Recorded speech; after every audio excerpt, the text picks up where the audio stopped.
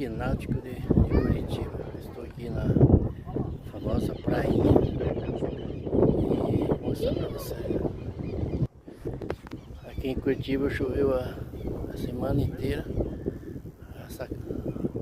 Essa lagoa aqui está bem cheia, mas o pessoal hoje deu um solzinho, deu uma esquentadinha.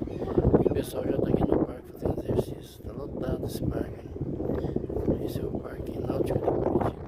Estou no pedal, vai dar um vento, muito forte o vento. Vai chover de volta. Esse é o Parque Náutico, a famosa prainha. Beleza, pessoal? Curte, comenta, compartilhe, e publica e passa para os amigos.